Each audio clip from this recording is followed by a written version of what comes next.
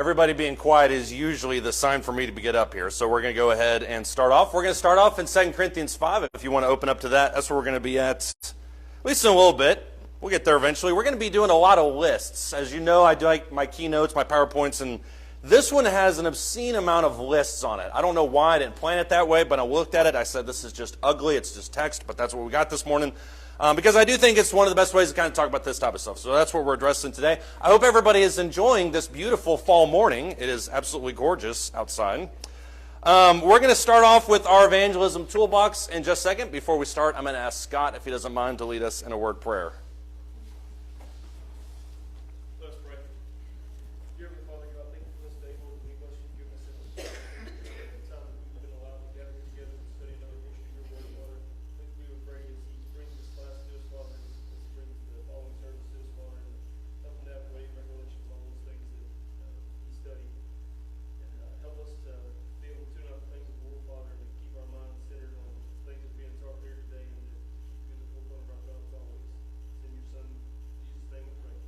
Amen. Thank you.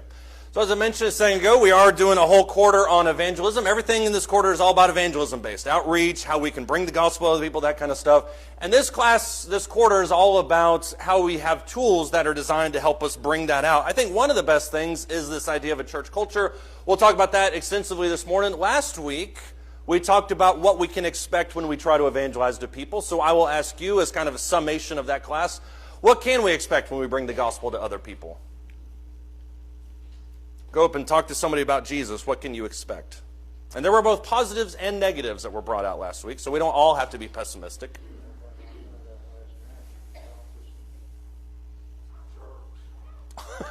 Okay.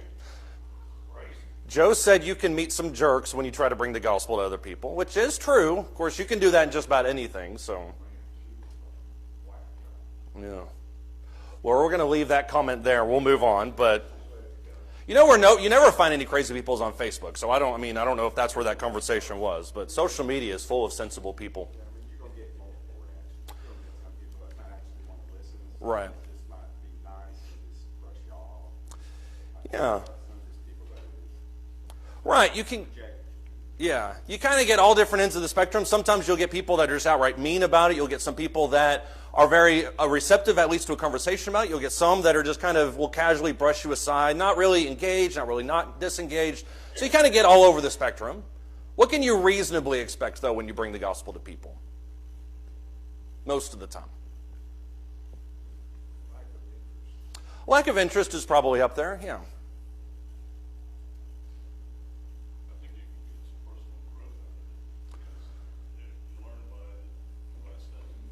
That's true, yeah. I mean, you personally can experience some personal growth. Maybe just in conversations with people, I'm kind of learning more about how to engage. Maybe I'm studying more because this person brought up something, so I'm engaged with that now. I think that's certainly true, too. Yeah, Ken?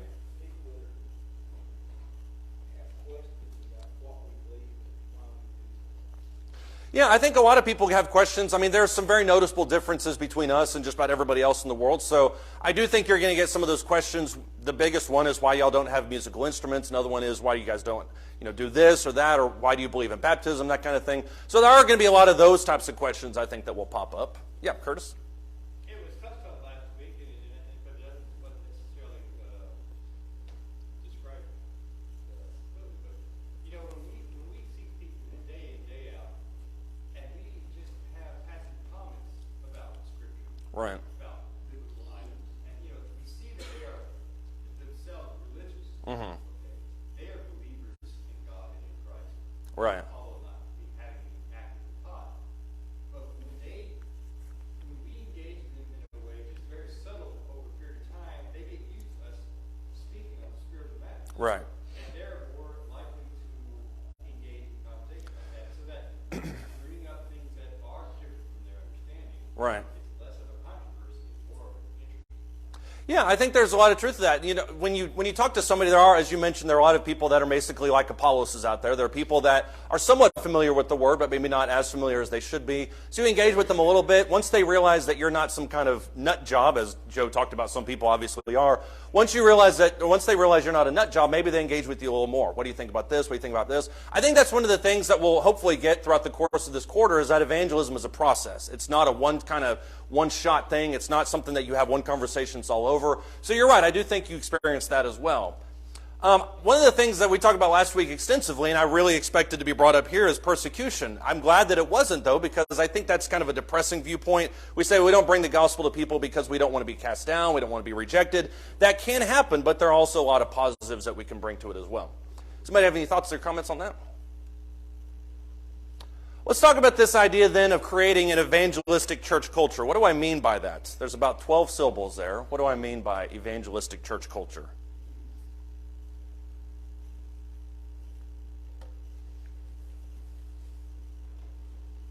I heard a whisper. You don't have to speak. I just heard it on this side. What do I mean by an evangelistic church culture?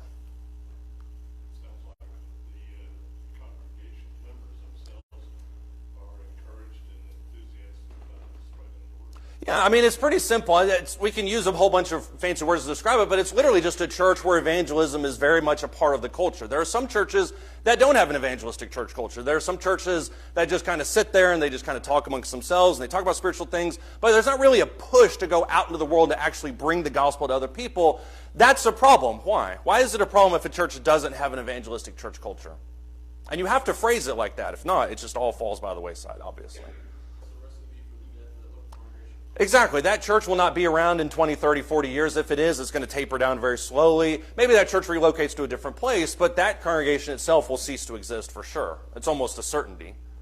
Why else is not having a church culture for evangelism a bad thing?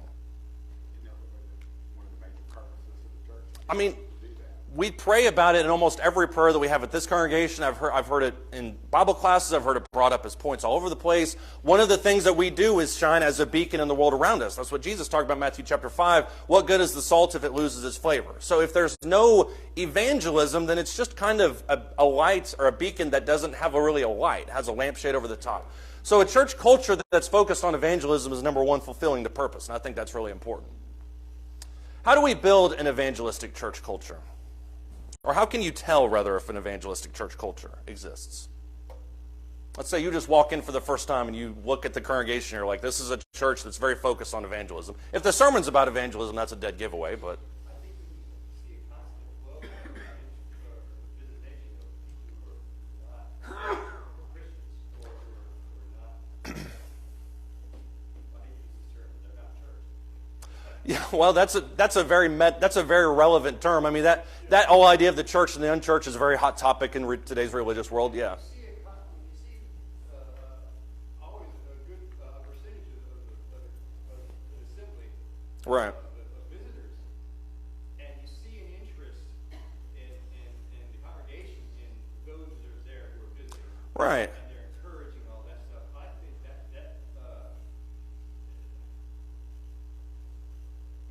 and that overflows to also how we engage our brethren as well. Right. Across the aisle, right? Yeah. And it's very positive and encouraging environment for even brethren. Right. You are right about that. I mean, if you walk into a church and it's obvious that there's quite a few visitors that are there, and you can kind of tell when you walk in, you got people that kind of have their own pew, and we do have visitors here this morning. I'm not trying to target anybody here specifically, but if you walk in and you're just a visitor from the congregation, you can kind of tell what the ethos is, and as you mentioned, if people come up and introduce themselves, if they talk, I would also say if there are friends of friends that are being there, if you see a church that has a lot of friends that are there, maybe family members that are there, that shows that you're at least reaching that first stage of the relationship evangelism process where you're telling your immediate circles about it. So that's one way in which you can tell for sure. How else can you tell if a church has an evangelistic culture? Yes, sir. All the denominations I went through before I founded the church was never hardly ever saw them read from the Bible or even a lot of them carried the Bible and never opened it. That's true. We actually haven't read from the Bible so far today. I hope that's not a bad thing. We're about to. When I got to the Church of Christ, that's all the preacher did was read from the Bible Right. and verse by verse. Yeah. Talked about Yeah. I think that there's a lot of truth to that. I mean, one of the things that we all Christians should identify as is people of the book. And if you walk in and the church just kind of talks about whatever they want to, I think the opposite can be true. Maybe they're too focused on evangelism, which is they're just doing outreach, but it's not biblical outreach. They're just trying to get people inside the building. You do evangelism when you bring people to God, not when you bring people inside the church building. So I think that's a big part of it. Is a church focused on Scripture? Is it focused on what's important? I think that's a great point of it. Does anybody else have any thoughts or comments? I think you look for Go ahead. and consider the overall age groups that you see within that congregation. That's true. A congregation that's alive with young families and small children is an indicator that the church is continuing to grow. Right. It's not a guarantee always, but I think if you see a congregation where you go in and everybody is, I'm going to say 102 plus because I don't think anybody. That's a safe age, yeah. We don't like to put ages, but that is a safe number. Yeah. If you look around and all you see are older members of the congregation, I'm so glad it's not me talking right now, yeah. and you don't see a lot of youth and younger members of the congregation. Right. To me, that could be a sign that that congregation, once those older members are gone, who's there to keep that church alive? Right, and that's a very important indicator, and it's something I wasn't planning on talking about, but you're exactly right in that younger generations feel like they want to be a part of something that's growing because they plan on being there for a long time. So if you see a church that has a lot of younger members, then maybe this is a church that's filled with hope for the future, that they're actively working to build the future, and evangelism is obviously a part of that too. I think that's a great point. Yeah.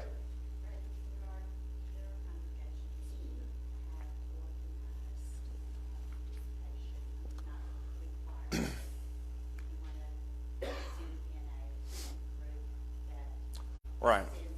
Cards to certain stuff, so don't know what it's this. Right. Visitors get a card when they come. Right. I mean, it's organized, it's purpose, and it's Yeah. inclusive, so everybody can do it. We all should be doing it. Right. It's making sure that people are involved and participating, Yeah. feeling useful and a way to work. Yeah. Feel like they're doing Yeah. work, encourage and encourage. Right. So, a little bit of organization. I think organization is a bigger deal than we sometimes give it credit for. We think of organization as just coming, okay, we got elders and we got deacons, and that's all we really need. When organization is much more organic than that. I mean, you look at the grassroots movements of a congregation, and what are the average members doing? What is everybody doing on a day-to-day basis? And I think you're right. I think cards, for instance, like you mentioned, we had growing up in Emerald an In Touch group. Met every Sunday night after services where they got together and they wrote cards. When we were on vacation last year, stopped in a really tiny church in Kentucky. And 2 weeks later, we got a card, and everybody in the church had signed it, usually with personal notes, like, enjoy talking about this, or thank you for stopping, your kids are awesome. That's the part I added. But it was stuff like that, I think, really helps not only the people that are stopping there, but also the people themselves focus on it. So I think you're right on that. I think what you can tell if a church is evangelistic through a bunch of different ways. Number one, is evangelism even being preached on? We're hopefully covering that with classes like this. We've done sermons on this in the past. We did Jonah's sermon several weeks ago. So is the topic of evangelism preached on? I think that's important. Oftentimes preachers don't preach on it because they have pet subjects they want to talk about. They relegate it to quote-unquote more important subjects. So is evangelism even being preached on to begin with? Is it an active topic of interest for that congregation? Number two, it has to be encouraged by leadership. And that's something that Sandra brought up too. Most of this organization begins from the top down. So is this something that the leadership is encouraging? Are they taking the charge with that? Are they organizing? Are they helping it organize? So leadership, I think, plays a big role in whether or not a church has an evangelistic culture. And this goes, I think, a little bit more to what Sandra was talking about. I didn't mean for her to hit literally every bullet point on this list.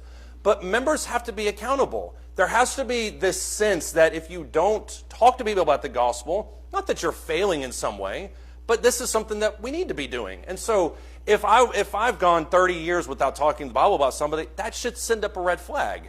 And if I know somebody had opportunities, they didn't take it, maybe just ask them, why didn't you take it? Can I help with something like that? So some kind of accountability between the members, very informal, I think is important. And then number four, is it something that's valued by the individual? Is this something that I care about? Is this something that I'm insistent about? Look in 2 Corinthians chapter 5, starting in verse 20. We're going to read several verses here. We are now finally in the Bible, 30 minutes or 15 minutes into the class. 2 Corinthians chapter 5, starting verse 20. One of the things that really bugs me, and I fall victim to this myself, I hear it talked about from other people here and elsewhere, is that evangelism is kind of this optional activity. And whether that's just stated outright or whether that's just the mentality that some people have, we can all fall victim to it at some point. 2 Corinthians chapter 5, starting verse 20. He says, "Therefore we are ambassadors for Christ, as though God were making an appeal through us. We beg you on behalf of Christ, be reconciled to God. He made him who knew no sin to be sin on our behalf, so that we might become the righteousness of God in him." Those two verses are extremely dense. But what is Paul talking about in those two verses?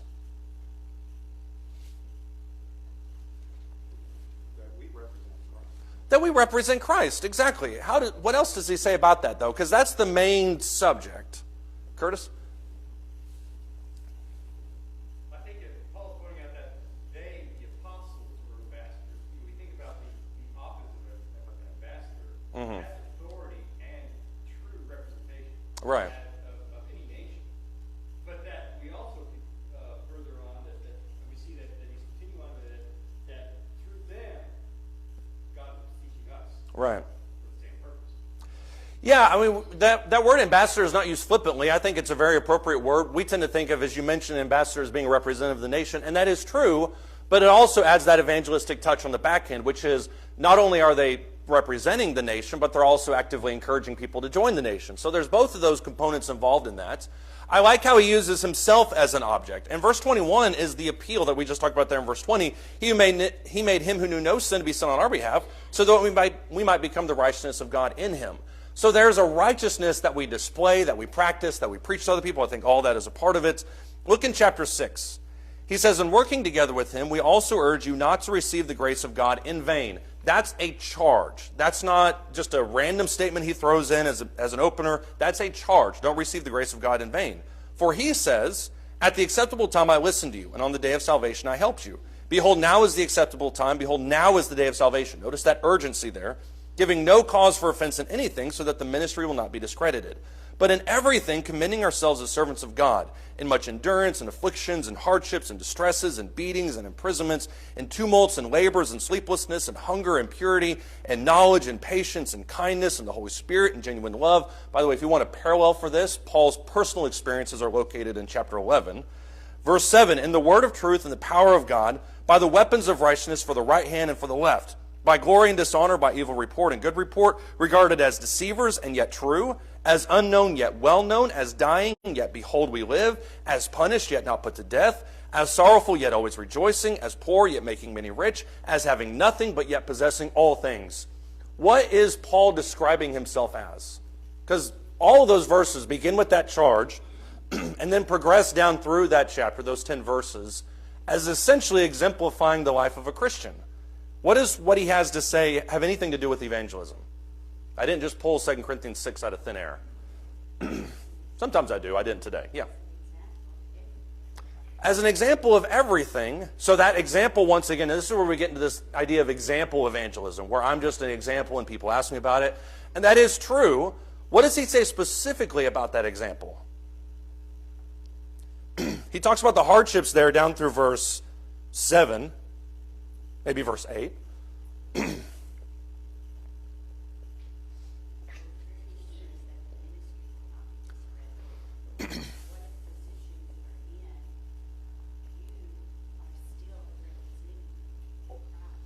Yeah. That's true. You don't want the ministry of Christ to be kind of tainted because I've changed the gospel, or maybe I've changed myself. So I do think that's a big part of it, that example aspect of it. That's also true. Yeah, nothing is going to stop me. This message is going to get out some way. Look specifically at verses 9 and 10. What is he talking about there? Curtis? As I see the whole passage is dealing with, as Paul was teaching us to not impede the flow of the gospel, but rather instruments through which the knowledge would come. Right. And the result is, as we provide these rich blessings to others, we ourselves are in need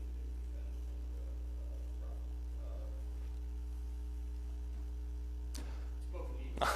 Yeah. And so, Yeah. whereas we have nothing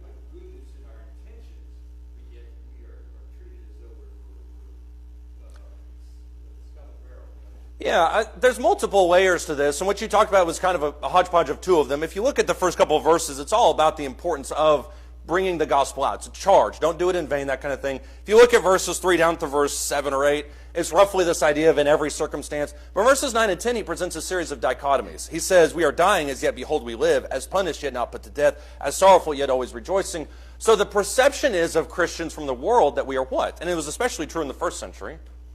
The perception of a genuine Christian is what?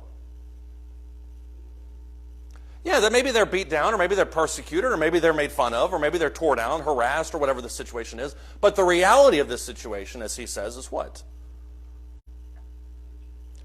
Yeah, the reality is that as dying, though it may appear as if we're dying, yet behold, we live. As though we're punished, yet really we're not being put to death, not eternally. As sorrowful, and yet we're filled with joy. And so the idea of a Christianity, a true Christian, is the idea that we appear to be one thing. And yet when somebody talks to us about the gospel and examines our lives a little closer, we really are not that way. And so that's something that fuels our life. The idea that we're bringing this message to other people, what it does to us, but yet the message is very true and holy and worth bringing out. So I think you can talk about actual evangelism or example evangelism or whatever the situation is. I think that's really powerful.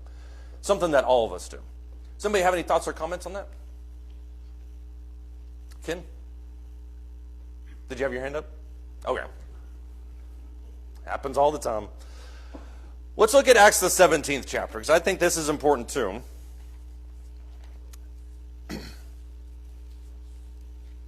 Next time you raise your hand, I'm not going to believe you, just FYI. Acts 17, starting in verse 1. In Acts 17, starting in verse 1, it says, Now when they had traveled through Amphipolis and Apollonia, they came to Thessalonica, where there was a synagogue of the Jews. And according to Paul's custom, he went to there and for 3 Sabbaths reasoned with them from the Scriptures, explaining and giving evidence that the Christ had to suffer and rise again from the dead, and saying, This Jesus whom I am proclaiming to you is the Christ. And some of them were persuaded and joined Paul and Silas, along with a large number of the God-fearing Greeks, a number of the leading women. But the Jews, becoming jealous and taking along some wicked men from the marketplace, formed a mob and set the city in an uproar, and attacking the house of Jason, they were seeking to bring them out to the people. When they did not find them, they began dragging Jason and some brethren before the city authorities, shouting, These men who have upset the world have come here also. This is one of those verses that's just a rallying cry for Christians everywhere. We've upset the world everywhere, and now these guys are here also. What does this passage or this phrase mean? Acts 17 and verse 6.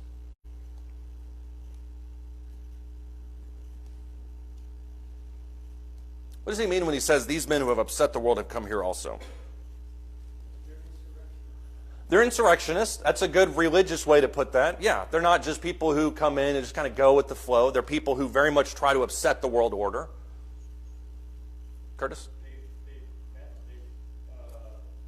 ruined the settling of things. They brought chaos out of what was working. Right. There's a translation. I can't remember which one it is. It's probably the ESV, because that's where all the cool phrases come from. But one translation of this says, These men who have set the world upside down. I think that's a really good way to put that, because Christianity, by its very nature, sets the world upside down. What you're looking at, though, in verse 6 is the fruits of it. If you look at verses 1 through 5, you can see all these different things that kind of became a component of how that happened in verse 6. Verse 2 talks about he went to them and every Sabbath, so it was a habitual thing that he did. He reasoned with them from the Scriptures. Verse 3, he gave evidence that the Christ had to suffer and rise again. Some of them were persuaded. Verse 4, verse 5 is starting to intensify. They're starting to become jealous. So there's a natural antagonism that he's bringing out here. And so evangelism from this sense is not something that is created or manufactured just kind of arbitrarily. It's something that who you are. These people had this reputation. When they went to this town, they did this to this town. They went to this town, they did this to this town. And I'm not saying that we need to bring pitchforks out into the community and turn Greenville upside down, but I think there does need to be a sense where what we're talking to people upends their lives, at least in some way. That's the reputation that these people had. And so when I talk about this idea of an evangelistic church culture, that's really what I'm talking about. Let me ask you this. Why do churches not have an evangelistic church culture? Why is this just something that we press off to the side? We talked about this a little bit at the beginning. Levi? Came to me while you were discussing this previous point, but Jesus said he didn't come to bring peace but a sword. Right. And then it goes on to list all these examples of just once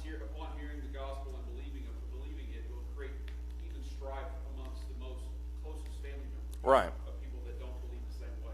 Right. And so, with that in mind, most people don't like conflict. Right. And they don't want to shake the apple cart or turn the world upside down. Right. If stuff is quote unquote working, at least the way the world sees it, most of us they just don't have the backbone Right. to stir that up. I think that's a very important point to make, because the way that most evangelism works, and the way that really any kind of something like this would work, is, well, let's find what's working and we'll just kind of imitate that. And Christianity doesn't operate like that. Christianity finds out what actually works, which is eternal. What is eternal? What do people need to hear? And they just go tell it to people, and they kind of let the chips fall where they may in a little bit. And I think you're right in the sense that maybe we don't evangelize to other people because maybe we don't feel confident in what we're saying. We don't want to upset the world order, when in reality, that's exactly what happened here. And that's the reputation these guys had. Christians walk into the room in the first century, and you knew exactly what that relationship was going to be like. And that is, in a sense, the way it should be in today's world with our relationships. Keep going. There's a reason that most for small business something. There's a reason that large corporations, most of them have no politics, no religion. We don't have that at my office, but maybe at yours, yeah. Right. Well, there's a reason that most corporations discourage those types of discussions within their four walls. Right. That disrupts their business. If you sit next to me at a cubicle all day, and I kick off a religious debate with somebody that I otherwise work peaceably with, we're at polar opposite ends of how that's going to impact. That cubicle's going to get smaller by the minute, yeah. And that problem doesn't just go away. Right. That person every day. Right. Right? And it's just going to fester, and sometimes it's going to blow up.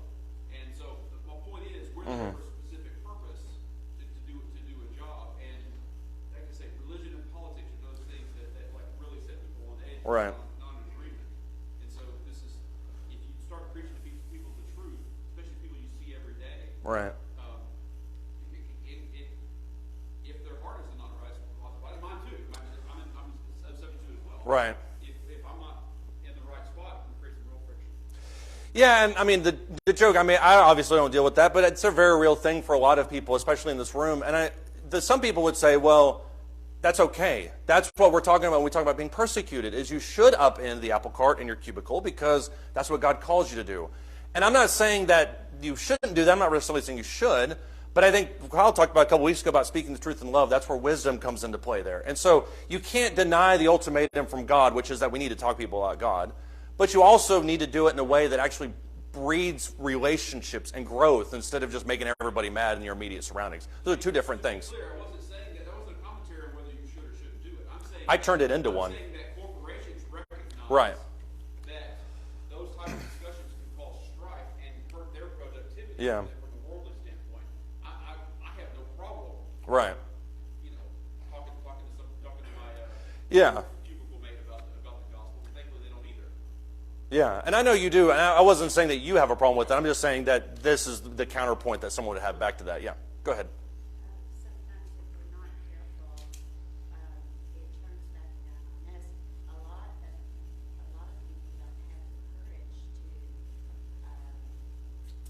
pursue a conversation, so we go along to get along. And Yeah. that is not a good thing necessarily. And it could be to wait at a more appropriate time, but a lot of times that time never comes. So going along to get along, I mean, you see it in denominations today. They've changed over the last few years in how they think and what they do and what they Right. now that they didn't before, and it's because they want to go along.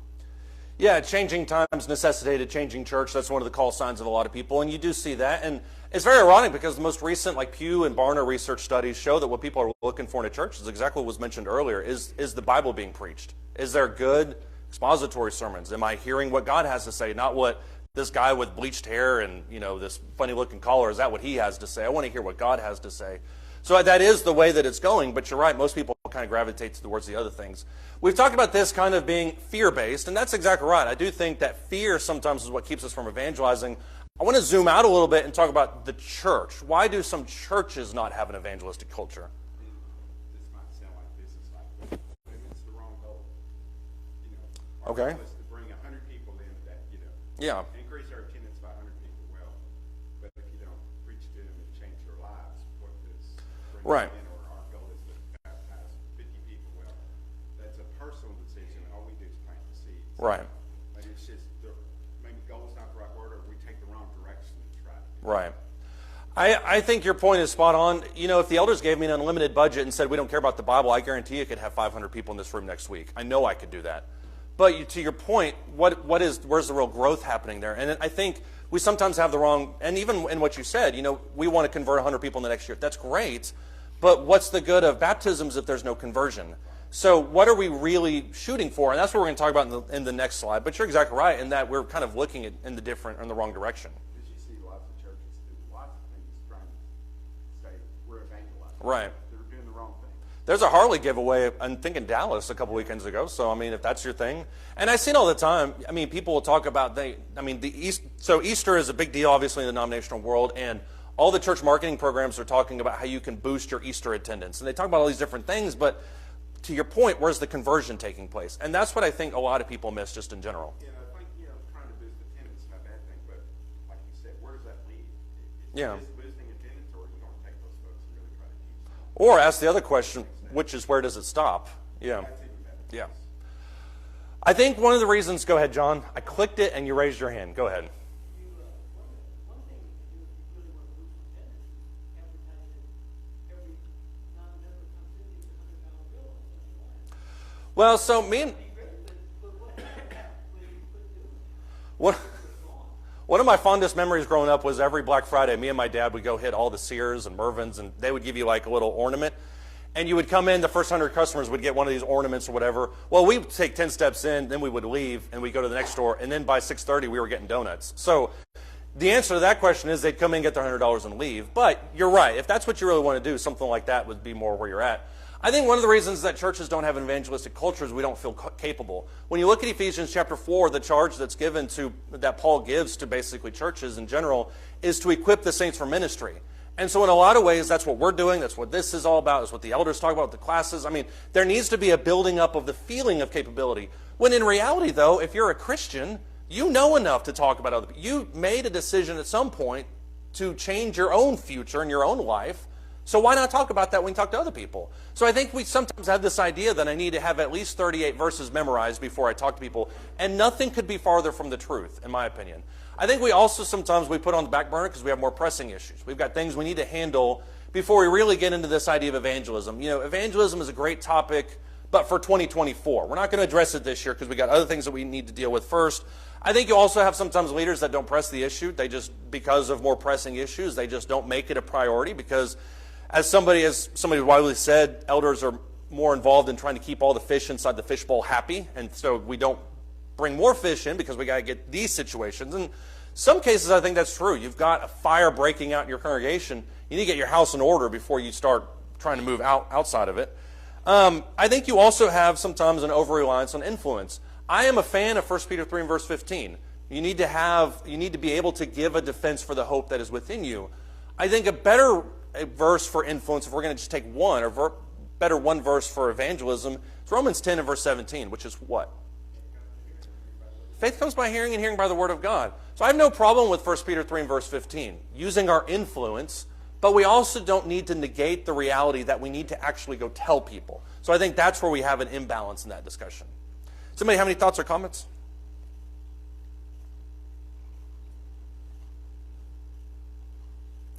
Is this for real this time? Okay, go. That pole is not that big. I can see it.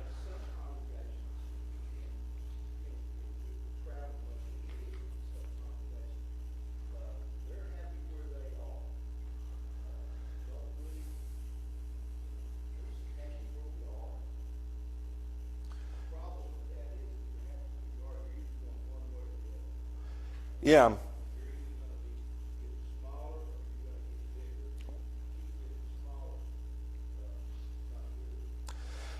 A hard realization, I think, for a lot of churches and just people in general is that if you're not growing, you're probably in some aspect dying. And you're right in that a lot of churches don't actively promote evangelism because they're kind of happy with where they are. They like the dynamics in the church. They like the financial situation where it's at. And we don't want to rock the boat. And this goes back to what Levi was talking about earlier. We don't want to rock the boat by bringing Gentiles into the congregation, which we could talk about that for hours. But we don't want to rock the boat. We're kind of happy with where we are. And if we also acknowledge that evangelism is hard, then it gives us an out to not do it. So I think both of those kind of come into play there. Curtis? I'm thinking that as we see what happened in the New Testament. Right.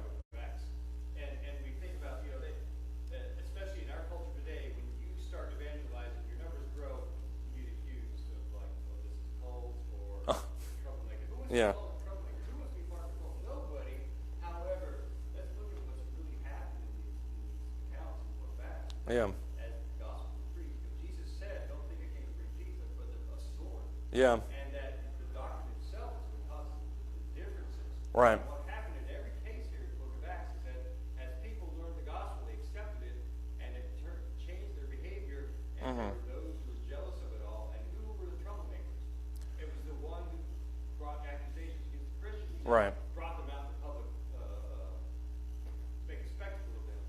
And so who were the real troublemakers? Right. And so I think when we get over the fact that it's not we are the troublemakers, rather this is what the Word of God does. It doesn't come back to God's wood. Right. Yeah, I think an important point to remember is that the Christians in the book of Acts specifically, as you mentioned, they didn't call themselves anything besides the church. But when you look at what was called to them, on at least 3 different occasions I can think of, there were all 3 derogatory comments. Number 1, they were called Christians, Acts chapter 11, verse 26 in Antioch, which is not a reputable thing. You're associated with a criminal and an anarchist in a sense. But they're also, if you look in, I think it's Acts 14, this is the way that was called a sect. So it's a way, but it was called a cult in a lot of ways. But then as we mentioned here, these are people who have come to turn the world upside down, and not in a good way. So over and over again, you have the example or the reputation of Christians as being not very good, and yet once people got a little closer to it, they realized that it really was actually good, and they weren't the ones causing problems, I guess, for lack of a better phrase. I'm recalling how I was taught, and I was taught by a lifetime friend, Mm-hmm. a childhood lifetime friend, Right. who continued to ask me to go to church with her, and I did. Mm-hmm. But the very first thing that I learned on my own was to pick up the instruction book Right. and see for myself what did it say. I looked at her all my life and knew who she was. Right. And very much loved her. And I wanted to have that. Right. And I had to find out how, because she couldn't tell me. She did not tell me. Yeah. But she got me with a group that could. Yeah. And we studied together. Right. And opened the book, and everything she showed me, Right. for myself. And that's the best thing we can do. Right. We can't just be a preacher. Sometimes we say the right thing in Scripture, but Preachers don't always say the right things. Yeah. here's the instructions. Mm-hmm. And find out for yourself. Yeah. And until they do, you can't tell them. Yeah, I'm not denigrating the importance of an example. I'm just talking about an imbalance sometimes that we have in it. We say, well, I'm just gonna use my example, when in reality we need to talk. And that sounds like what happened with your friend. You saw the example and then she talked to you about it. And it is surprising, I think, when you look at Scripture, and this is something that oftentimes goes overlooked, when you look at Scripture, the importance on evangelism in terms of how somebody sees it. That's the word, and not how they see Christianity, but the importance on people coming and seeing for themselves. You saw that with John 1. Can anything good come out of Nazareth? Well, come and see. You see that, for instance, when Jesus talks about John the Baptist. What did you go out in the wilderness to see? There's an idea there that in evangelism, you are teaching people, but you're helping them see, and that you're bringing them to so they can see. So I think that what you just mentioned, I think, is really important, is we have to be willing to bring people and let them see for themselves. Dad? Sometimes I wonder if we don't, as a congregation, as churches, we too often accept the barriers that are placed within us. Right. Like Levi was talking about with the corporations and all. Mhm. You still talk to people, you just can't be loud about it, in their face about it. But when they say you can't do something, we say, okay, Right. Or you're sitting next to somebody on the plane, and you just say, and you notice that reading the Bible, and you don't bother to talk to them about it. Yeah. You're accepting the fact that you think they don't want to be disturbed. Right. I think we accept our inaction barriers as Mm-hmm. barriers, rather than finding a way to open the issue and talk around it. Yeah, and of course the barrier was placed in Acts 5 when they said, you're not allowed to talk to anybody about this, and they said, okay, sounds great, and they walked out the door and they started talking to people they knew about it. So barriers are put in place by people who don't want the peace to be upended, but you have to wisely see through that and still seek the opportunities, because as they said in Acts 5:42, we must just serve God rather than man. So you have to be willing, at least in some capacity, to push past those limits. And I think also we have this mindset of, well, evangelism is tough. And my life is tough enough as it is, and so I'll just wait, and I'll do that later. And that's an example of a personal barrier we place. I would ask this question, but we're running a little short on time. We got 9 minutes left, and I need all 9 of those minutes to get through these points. How do we develop an evangelistic culture? You probably can guess right now because it's been on every slide. There has to be some form of leadership. And when I say leadership in this class, I'm not just talking about the elders. And I know Cody is the lone elder out here this morning. I'm not trying to put the pressure on him. Because honestly, an evangelistic culture can be formally announced and spearheaded by the leadership, but it really develops organically amongst the members. Are there any members that are saying, okay, we're going to build this, we're going to do this? I was talking to a church in Kentucky several weeks ago, and one of my buddies that's out there, and he was telling me that he started at his local congregation. It's a rather large church, it's 300 plus, but he started a digital outreach team. And it's not anything formal, it's not anything that's sponsored by the church. It literally is a name for a group of like 15 people that get together on the weekends at somebody's house, and they say, okay, what can we do in social media? What can we do in paid ads? What can we do in website design? How can we digitally bring the gospel out? And I think groups like that can be insanely powerful because you have it organically rising from the church to say, this is something that I can do, that I can serve with. You also have to, and this goes to Dad's point, insert God into conversations. How do you insert God into a conversation? And why is that important? Yes. I'll revisit the work analogy. I don't mind. I just can't relate to it. So, okay. Yeah. I had one particular coworker who I'll accommodatingly say he's a different flavor of Christian than I would accept. That's fair. But he's extremely open about talking about anything religious. Right. Great. But so you can learn things from anybody, even if you don't agree with them all at points. Right. This man, when faced with if you're working with a team, and the individuals on there he may have never worked with before, and they were faced with a really strong problem where there would be deadlines or there's going to be issues X, Y, Z.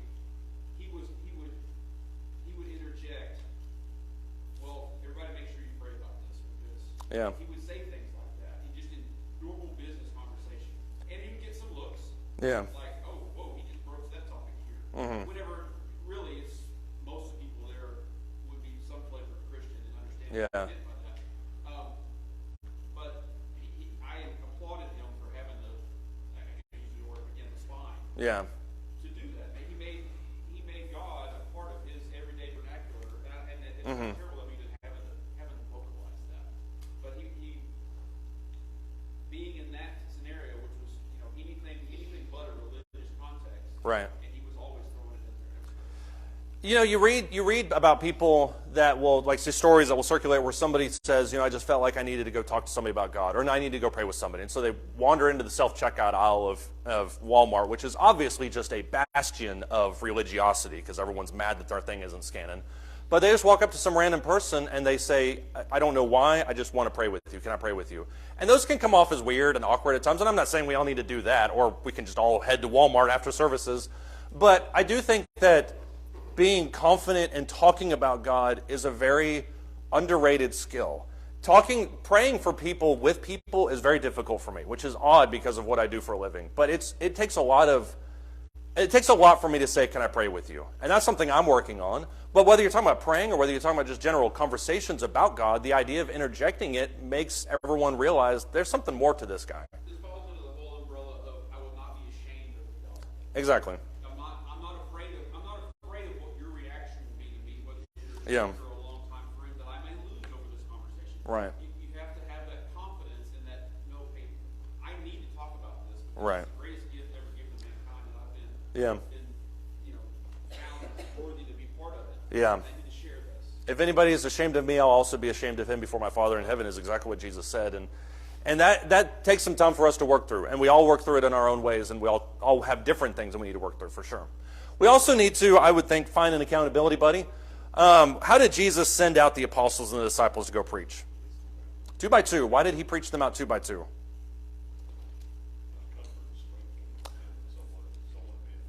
There is comfort and strength in somebody being with you, which is what Ecclesiastes chapter 4, verse 9 through 12 talks about. 2 are better than 1 because they have a good reward for their labor. So there is a strength that comes from that. That being said, if you're facing an entire city of hostile people, 2 of you ain't going to do anything. So why is it that God sent them out 2 by 2?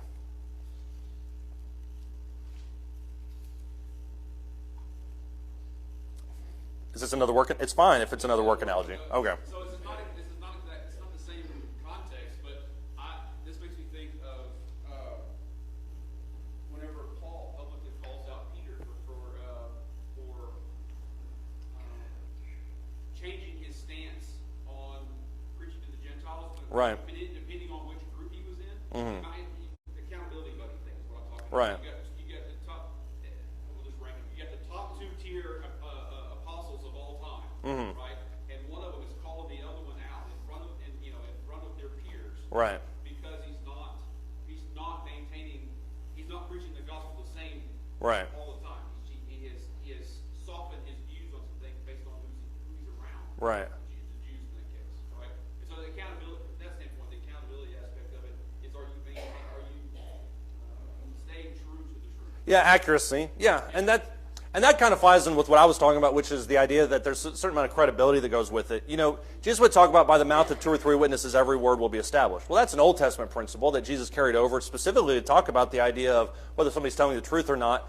But you also have, as Jesus talks about in John the 8th chapter, the threefold witness. He mentions in John the 1st chapter this fourfold witness. So it's not just me telling you this, it's also this guy over here that's telling you this, and you can believe him. So there's a sense in which 2 people, or working together, at least in some capacity, gives more credibility, gives more support to the gospel, and I think that's really important. You also need to develop personal study habits, not just so you'll know more, because that's obviously true, but because hearing and understanding is the catalyst for growth. We mentioned this, if you go to Colossians chapter 1, we mentioned this in our invitation several weeks ago. This is why I used it that night, because it was on my mind for this class. But in Colossians chapter 1, starting in verse 3, we don't have time to go all through this verse. But in Colossians chapter 3, starting in verse 6, for instance, he talks about the hope in verse 5. But in verse 6, he says, which has come to you just as in all the world also it is constantly bearing fruit and increasing. That's the idea of evangelism in a nutshell. Even as it has been doing in you also since the day you heard of it and understood the grace of God in truth. So what Paul hits on here in Colossians chapter 1 is this symbiotic relationship between me understanding and hearing the gospel more personally and being more compelled to share it around me. And the more the church focuses on that as a whole, the more the church will want to go and share that with other people. So personal study habits, I think, are really important. This goes back to what Rachel was talking about, building the next generation. Are we investing in our children? And I don't just mean in a formal sense with the classrooms. I mean, am I talking to Logan, Hannah, and Levi? Levi might be a little young. But am I talking to them about what God means and how important God is and about the sacrifice and that type of stuff? So am I building the next generation of people that will be Hillside members 30 years down the road? You also change the definition of success. This is what Jeff was talking about too. What does success mean? It doesn't mean baptisms. It can mean that. But it really means just sowing the seed as much as possible. And then I think also we have to create certain metrics to track. And I don't want to put numbers behind this, but when you put 6 and 7 together and you redefine what success is, then the metrics also change. You can say, okay, this week I'm going to make it a goal to just talk about God with 5 people. Or I'm going to go hand out 5 business cards this week. Or I'm going to maybe pray with 1 person a month. Or whatever the situation is. Have some kind of measurable system by which you can track your progress over time. And I do like that. You have to be Thank you. careful, because metrics can drive bad decisions. That's exactly right. And that's why I put it last, because hopefully the buzzer will go and we'll forget about it. But yeah. But metrics aren't bad. They're good. But you have to really look and make sure Right. you're measuring the right things, because if you're just throwing something out there, Yeah. it's really bad. That's true. If I say if I'm gonna go talk to 7 people about the gospel this week, and it's Saturday night, I haven't talked to anybody, it's gonna be a long hour at Starbucks for you before they close. So I totally agree with that. Ray, go ahead. Finish this out.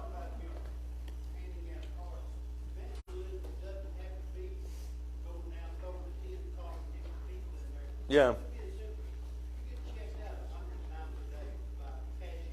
Yeah.